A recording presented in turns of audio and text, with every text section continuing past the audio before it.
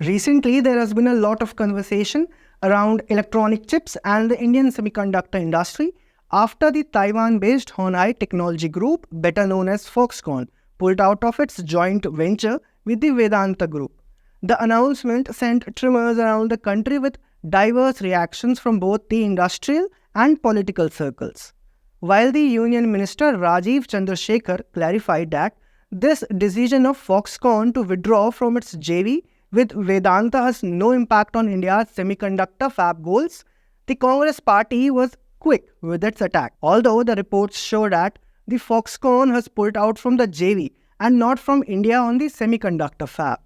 However, what if I tell you that under the Congress rule, India has missed tremendous opportunities to become a semiconductor powerhouse? Not once, twice, but multiple times. Hello and welcome to the pamphlet. What are semiconductors? These are integrated circuits or microchips, usually made up of silicon, germanium and gallium arsenide. Why are these chips so important? They are widely used in the electronic industry that forms the backbone of any country's technological progress.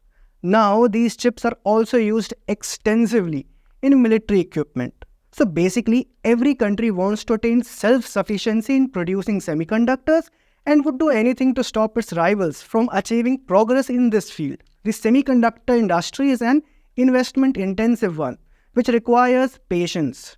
India's chip designers are already unbeatable as it is a hub for semiconductor research and design, nearly designing 2,000 chips every year. But manufacturing semiconductors by establishing fabs is an altogether different game. Fab is an industrial term for a semiconductor fabrication plant. To establish fabs, an entire ecosystem has to be nurtured, requiring years. However, we should have had that ecosystem years ago, but constant missed opportunities hampered us. What if I tell you that in 1960s a pioneer in manufacturing of transistors and integrated circuits considered building a fab in India? Few know that in the 1960s, at the beginning of the Silicon Revolution, Fairchild Semiconductor considered building a fab here, but bureaucratic lethargy and hurdles forced them to move away to Malaysia instead. A golden opportunity was missed due to the Nehruvian red tapeism which was prevalent in the Indian administration during those times. And this is not all. After the 1962 war, Bharat Electronics Limited had set up a fab to manufacture silicon and germanium transistors. N. Ravindra, retired senior DGM of BEL, says our silicon transistors were in such demand that companies would queue up to place orders. However, much of the fab unit had to shut down later on when cheaper integrated circuits from China, Taiwan and South Korea entered the market as BEL failed to compete. In the mid-1980s, IISc professor A.R. Vasudev Murthy assisted in establishing Metchem Silicon Limited, which in partnership with BEL produced polysilicon wafers for solar cells and electronic items.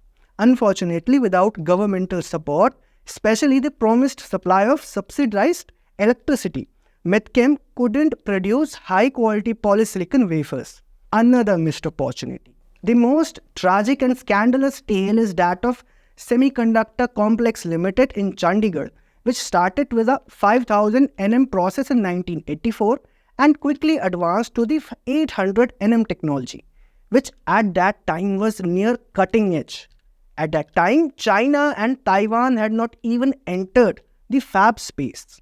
However, in an unfortunate event, the entire complex was destroyed in a devastating fire in 1989 and the entire industry apparatus was set back by a decade. One could only speculate whether it was an accident or a conspiracy. Amid the chips race, India is now once again trying to nurture a semiconductor manufacturing industry. The Indian government has introduced several initiatives and incentives to boost the establishment of fabs. One cannot predict what could be the outcome, but for the first time, intent can be clearly seen in the approach and policies of the Indian government. Thank you. If you like this video, kindly subscribe our channel and do not forget to follow us on Twitter, Instagram and Facebook.